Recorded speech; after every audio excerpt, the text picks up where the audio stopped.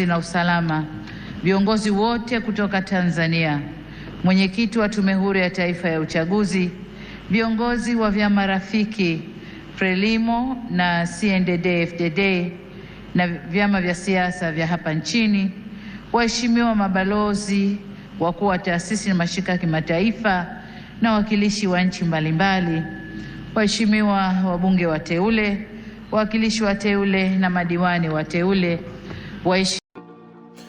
nk'uko mubyumvishije nyiricyubahiro Madamu SAMIA SULUHU yarari gushimira abayobozi, abanyacyubahiro bose baje kwifatanya nawe mu muhango w'irahira rye. Nyuma rero yaho uno mudamu yamariye kurahira, ibintu yahise abishyira ku rundi rwego. Ni ukuvuga ngo bamwe bigaragambyaga bateza akaduruvayi muri Tanzania bose bavuga yuko ubuyobozi bugomba guhinduka.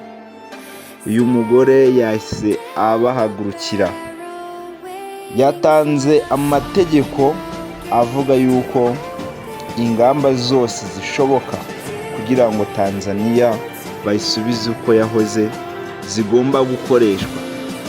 Abakomando bari buri hamwe, intasi ziri buri hamwe, zinjiye muri buri turere, buri mudugudu, ahantu hose abantu bigaragambya bakabafata.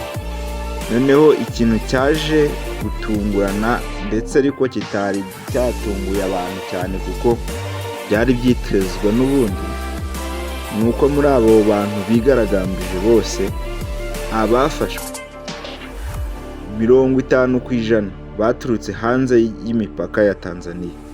Ni ukuvuga ngo na baturutse muri kano karere nyine turi, bagiye guteza umutekano muke muri Tanzania. Ni ukuvuga ngo ubwo n'abandi nsoresore n'urubyiruko zikagendera mu kigare zizi ngo abantu bari kwigaragambya ngo ubuyobozi ntibabushaka, batazi n'impamvu yabateye kwigaragambya, kubera yuko bari bashutswe. Rero niyo mpamvu hano hakoreshejwe imbaraga z'umurengera. Ngira ngo murabizi ko mu minsi ishije ibi bintu byigeze kuba muri Kenya, aho muri Kenya hose perezida yatanze itegeko kuba barasa mu maguru. Ikikubwira ko uyu mugore rero ari umunyembaraga nta n'imikino afite. Uyu mudamu rwose yatanze itegeko, aravuga ati murase mu cyico, ni kurasa ku mutima, baka bapfuye bakareka kwigaragambya. Ibyo nababwiye rero ko byagenda kose buriya ntushobora guhangana na leta.